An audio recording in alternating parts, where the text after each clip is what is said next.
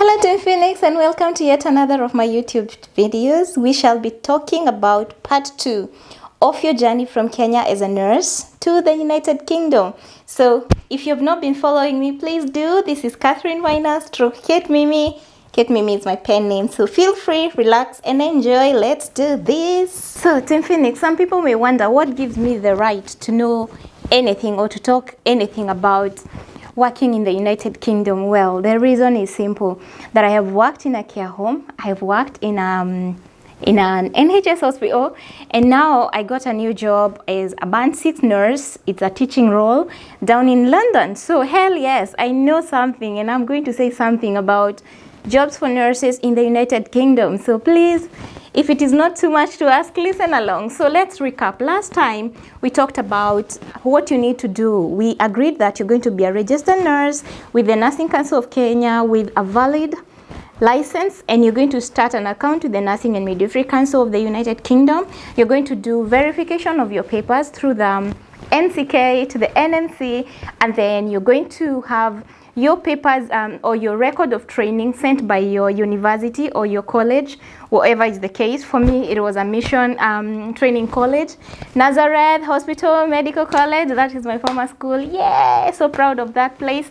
And you are going to have them send these records to the Nursing and Midwifery Council of the United Kingdom. Now, you listen. You do not need anybody to help you to start an account on NMC. You can do this. I have seen agencies who are asking you for money so that they can help you with the NMC process. The United Kingdom does not encourage shortcuts. There are no shortcuts with registration as a nurse.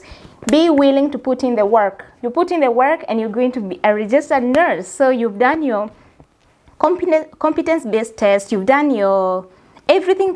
You've done your IELTS as well. So everything that you needed to do when you're still in Kenya, you have completed doing it. So now we agree that today this video is going to tell you about how to make a decision on where to work. So the healthcare system in the United Kingdom is divided into two. We have private and we have public healthcare. Now these are things that I wished I knew, or there was a video that I could have watched back in 2019. So I really hope you're going to take this seriously. It's helpful.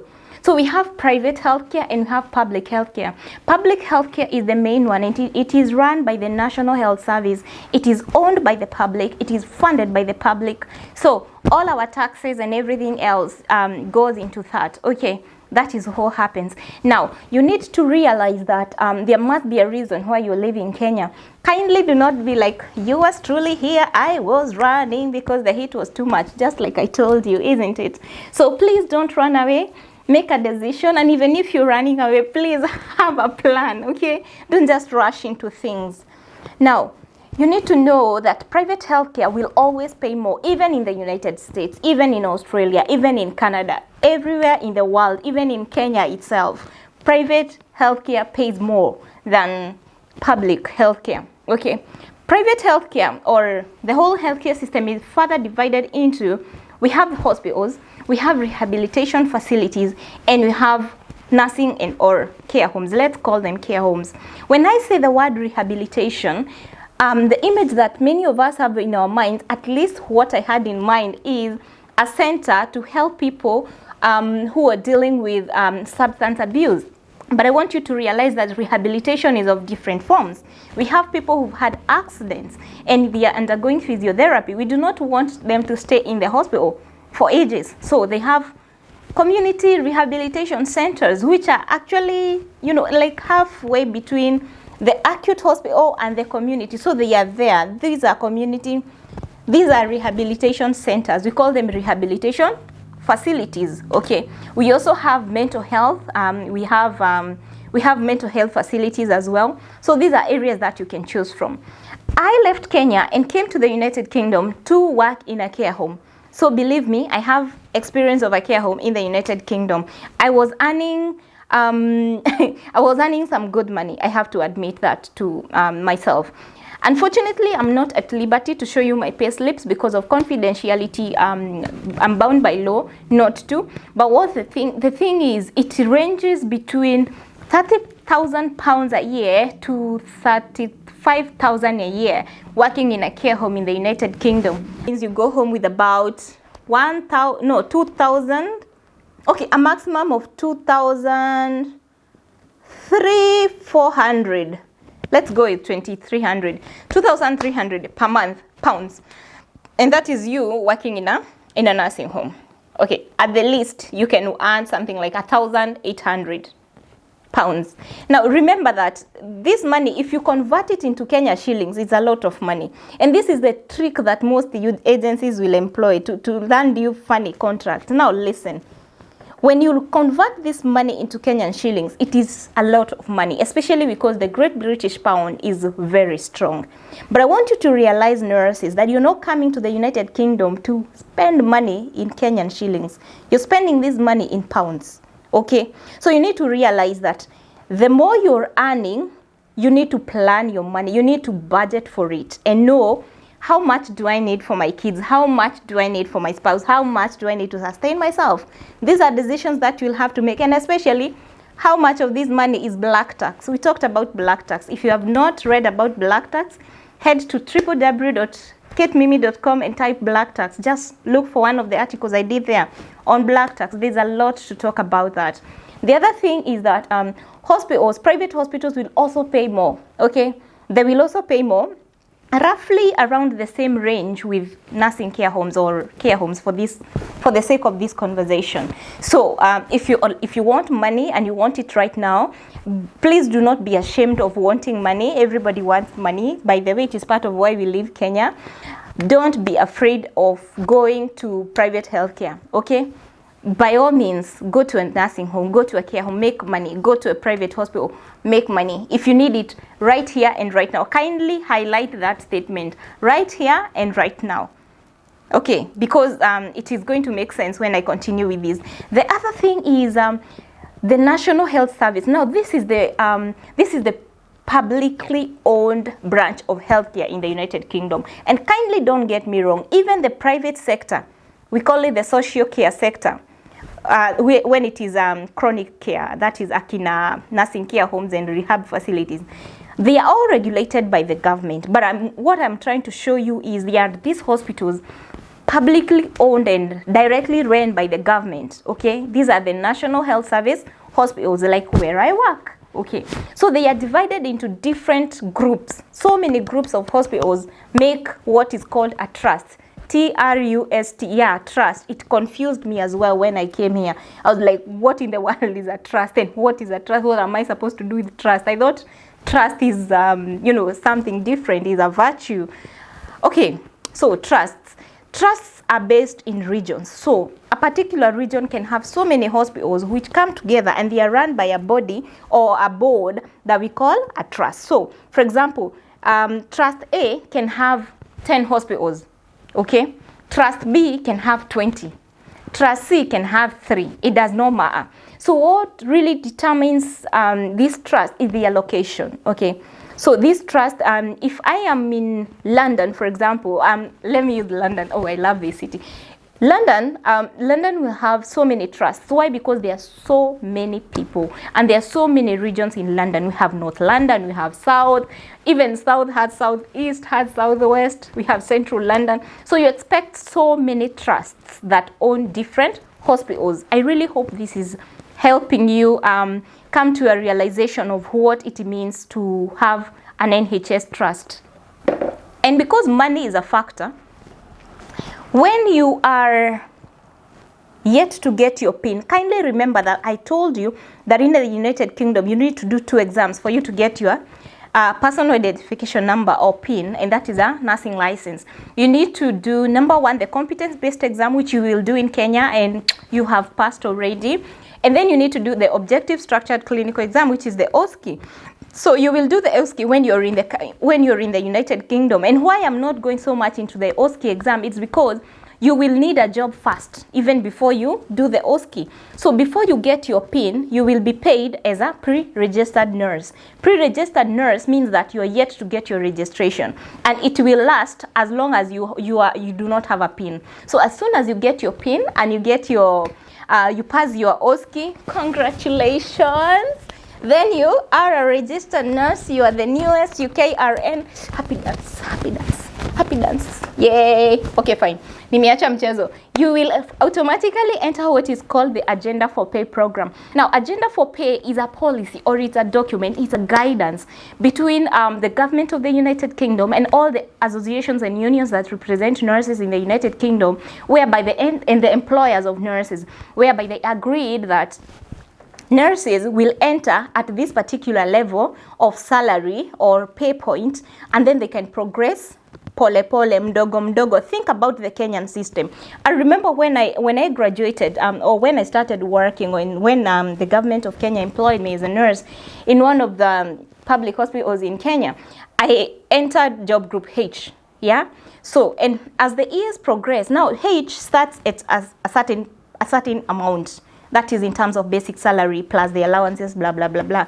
And then yearly, that money keeps on getting added. Is that even English? Oh my gosh, the money increases annually. That's what I'm trying to say. Oh, forgive me. Or maybe don't. When you are a pre-registered nurse, you're a band 4. Band 4. Okay? Band 4. It means that you're earning less than a registered nurse. But as soon as you get your registration, that is your PIN, you're a band 5. Okay? You're a band 5 nurse. So band 5 nurses usually earn from 24,000 to 30,000 a year. But remember, I want you to understand there are different pay points. You will start at the lowest pay point. If you're in Scotland, we started at 25,000. Scotland tends to pay more than England, but there's a caution. There's a caution that comes with that. There's a major caveat, which I will not go into details right now. What I'm saying is it ranges between 24,000 a year to around 30,000 a year. But remember, you will start at the lowest point. Okay? Now, this is the trick, and most people have not utilized this. When you're still in Kenya, kindly let your agency negotiate for you, because remember, you're not a new nurse. You've not just qualified. Most of you have so much experience, even more than myself. People have worked 10, 5, 20 years as nurses, and then you come here, they pay you as if you just left uni, because that is what band 5 means. You're just a new nurse. And this is the thing, this is part of the discussion that we've been trying to front even to the Royal College of Nursing and the Nursing and Midwifery Council. Because we are saying, overseas nurses, we come with a lot of experience. We are not just newly qualified. So even if we are band 5, could we try and be put at maybe a third or a second pay point rather than the most bottom? So this is up to you. Until that happens officially, this is up to you as a nurse. Discuss with your agency or with your employer or whoever, and let them know that you have so much experience that you bring into the table and you would like to be considered. Please talk to the HR. You would like to be considered for a higher pay point within band 5. Does that make sense? You're not asking to go for band 6. That's another totally different conversation. You're asking that they recognize the relevance of the training that you had in Kenya, of the experience that you have in Kenya, and how relevant is it to the post that you're coming to work in. And this is where your CV really matters, and I'll talk about this. Now, if you have been a midwife in Kenya for 10 years and you're coming to work in an acute medical unit, chances are your experience is not that relevant. I'm sorry, I don't intend to offend anyone here, but chances are it's not that relevant. If you have been working in the community, for example, you've been working with an NGO, maybe health education and things like that, and you're coming to work in an acute surgical unit, chances are your experience is not that relevant. And I'm saying that with a pinch of salt. It is up to you to know how to negotiate. There is a friend of mine who I told about soft diplomacy. You need to present your case nicely to your HR or your recruitment advisor. Okay, thank you very much. So I really hope this question of pay is now finally out of the way. We are saying that band 5, how much does that translate into? It is around 1,500 per month. That is without adjustments, or even lower. By the way, it can even hit lower. When I started, wacheni niwaambie, when I left the care home, I was used to earning around 2,000-ish per month. And then I took a severe pay cut. Honey, my first pay slip with NHS, it was 1,250.75 cents. I'll never forget. I almost cried. I was like, wait a minute, how am I supposed to survive with this money in the United Kingdom? Bills ndizo hizo zinaningojea, black tax ndio hiyo, I'm in uni, so many things are, I have a lot of responsibilities as far as money goes, and here I am saying, oh my gosh, 1,000 namagana Mary, what am I supposed to do with this money? Anyway, God is gracious, I survived. Now, this is the good thing about NHS. You're in a position to adjust your pay by doing what? By doing night shifts, by working unsocial hours. For example, suppose your unit is so busy and you've worked until 8 o'clock at night, but then again your manager says, by the way, so and so is not coming at night, so could you help us administer medications probably until 11 o'clock, and then you can go home. So NHS will pay you unsocial hours, and that money is usually maybe basic rate times a half. Basic rate times a half, or 2/3, okay? Time and a half, time and 2/3, times and 3/4, depending on where you're working. You can also adjust that money by working holidays, okay? If there is a holiday, we have so many bank holidays, we call them bank holidays in the United Kingdom. I was used to calling them public holidays, that is PH. So when I came to the United Kingdom and people were talking about bank holidays, I was like, why do banks need holidays? Come on, stop laughing. I know you also don't know. You also didn't know, most of you didn't know. So why do banks need holidays? And what is happening to our money when the banks are on holiday? Anyway, it has nothing to do with the banks. At least not in the loose sense of the word, okay? It's just a public holiday. So each and every public holiday, you get adjustment of your pay. You might be paid time and a half, time and 3/4, time and 2/3, or something like that. To be sincere, if you're in the NHS hospital, even if you're at the lowest point, it is so easy for you to reach even that 2,000 that a care home person or a private hospital person is earning without adjustments, okay? The other thing you could do with yourself is register for an agency. There are so many agencies here, okay? So many desperate for nurses. You register with an agency and they post you to different places. Actually, even if you're working with a care home or a private hospital, if you want more money, please register with an agency and go to different hospitals or different care homes and make extra cash. A caveat is that you will be taxed more. Now listen, I know people are worried about that, but remember, there is no way that your tax will exceed your income. And that makes sense? I hope so. There is no time that the taxman will take so much of your money that it is more than what you've taken home. If you want money, be willing to pay for it. Be willing to put in the work, okay? The other thing that you should be able to know is that NHS offers an increase in salary yearly. Not so much with care homes, not so much with private hospitals. So be ready for that. So in the event that you work in a private hospital or a care home, say for years, and then you want to transfer to NHS, this is the shock of your life. They will not recognize that experience. I know it sounds brutal, but it is the truth. You will start at the bottom level. And this is one of the flexibilities that we are seeking with the government of the United Kingdom, to be able to recognize that a nurse is a nurse no matter where they are.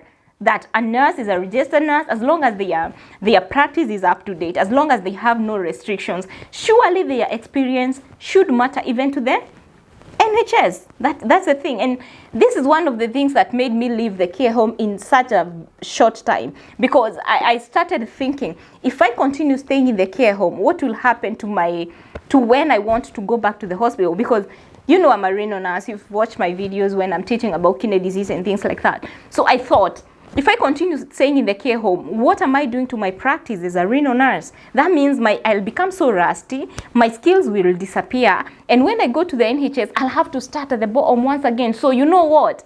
I'll take the baby and the bath water all out and go to NHS. If I mean to start at the bottom level, then that's what I'm going to do, and that is exactly what I did. Yes, I made a sacrifice. Yes, I'm not regretting it. And if time would allow me, I would do it over and over and over and over and over again. I love the NHS, so my advice might be a little biased. I love the NHS. I love working with public hospitals. I love working in the renal unit in the NHS. The other thing that you can do is register for staff bank. Staff bank is like a pool, you know, locum, but within your hospital. It means that if, for example, I work in the dialysis department, if I am registered with the staff bank, then it means that I can be deployed to any other department, and then I will be paid weekly or twice weekly. Or a fortnight. Okay, so it means that if you do not want to work with an agency, you can ask to belong to the bank of whatever institution has employed you. So let's say I'm employed by institution X, okay, X Hospital Trust, X Hospital Trust. It means that X has different hospitals. It has Hospital A, Hospital B, Hospital C, Hospital D. But I work in Hospital A in the dialysis department. If I register in the staff bank, it means that now I am eligible to go and work in all these other hospitals within Trust X. You only need to belong to the staff bank, and you continue earning your money. And they pay either weekly or a fortnightly, that is, depending on which unit we are talking about or which trust we are talking about. It's different. It differs between trusts. Okay, people?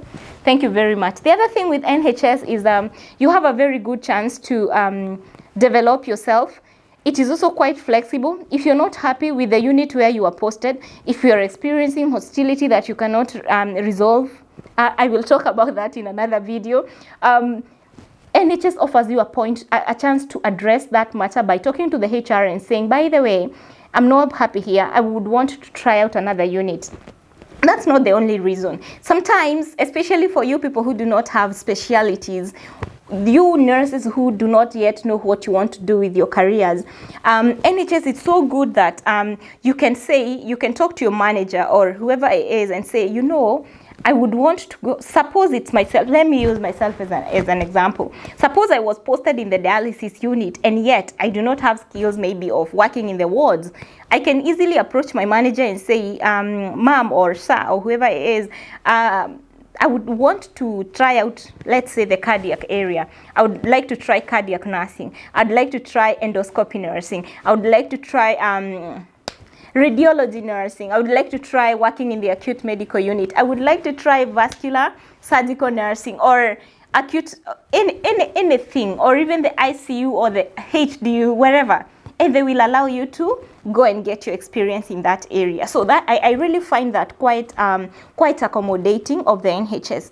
The other thing is that you can have flexible working hours. Yes, you do work 37.5 hours. You work 37.5 hours in a year. In a week. Oh, Catherine, oh my gosh, get me, you're funny. 37.5 hours in a week, but they can be spread out, okay? They can be spread out such that you work until, let's say, 3 p.m. and then you go pick your kids, you take care of your kids, and then you work the whole week until you have a total of 37.5. That is one thing that I've found very beautiful about NHS. And I have to say, NHS is very family friendly.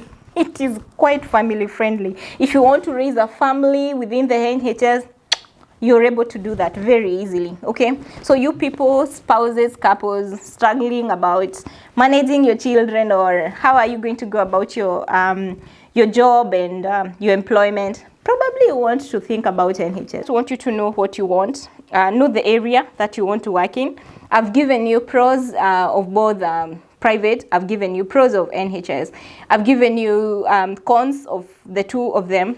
And I have to mention this: when you fall sick in the private healthcare, you will only be paid the statutory sick pay. Statutory sick pay is like £95 a week. I'm not sure how much you're going to do with £95 a week. With NHS, depending on your contract, you will get full pay as long as you're sick, okay?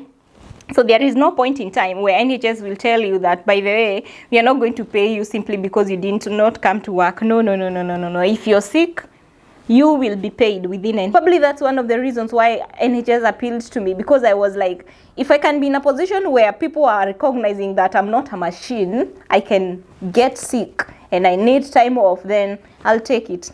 Okay, so think about that when you're making your decision. Kindly make a smart decision. Avoid working in remote areas. Please don't go to villages. I came to the north of Scotland, in a very remote town in the middle of nowhere. I suffered a lot, and it took my threat, because I told I remember telling whoever I was communicating with that, you know what, you either book me a flight to JKIA back to Kenya, or you transfer me from this town to a city. So when they offered me a chance for a city, I chose the city. So I would really tell you, if you do listen, kindly avoid small towns. Choose cities and big towns. Look and see how cosmopolitan that is. Let me tell you, isolation is real. Do not come here and tell me, oh, I'm strong, racism will not affect me, it is a state of mind. No, you need people, you need Africans. Believe you me, you do. Even if it means walking in the streets and meeting Africans, like in the town center, it is okay, but just make sure that it is a little cosmopolitan, okay? Yeah, let it be a little bit cosmopolitan. You can always check it out on Google and find out how that area is.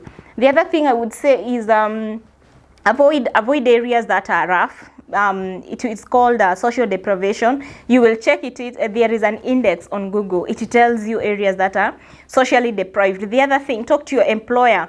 Ask them to host you at least for the first 1, 2, 3 months until you can settle. About housing, the other thing you need to know is get a house. Initially, go for house share if you cannot afford to live by yourself, which will be difficult, to be sincere, unless you have a family here. Lucky you, or you have a lot of money, when do you say. But be ready for house sharing. We used to share apartments. I shared with a few people for a number of months before I transitioned to my own flat. When it comes to flats, they are either furnished or unfurnished. 1 bedroom, 2 bedroom, 3 bedroom. The further it is from the town center, the cheaper it is. The closer it is, the more expensive it is. So it's simply, it works like Nairobi. The houses within Nairobi city will cost more than outside the city. So it's the same thing. So think about living in an area where you can commute easily. Probably take a train or take the bus, and you're there, ready to reach to your destination, which is the hospital or the care home, wherever you're working. My hope and wish and prayer that this has been quite helpful for you as you make a decision to come to the United Kingdom. I really wish you all the best. When you come, do your OSCE exam, become the new UK registered nurse. We can do a happy dance together. And then when we talk about other things, we will be talking from the same level of nurses in the United Kingdom, shall we? So all the best, my dears. Team Phoenix, you have been amazing. Thank you for trusting me with this information. I know and I have appreciated your questions. I will keep addressing them as time goes by. Okay, so toodles, and I love you people. Thank you so much for watching this. See ya.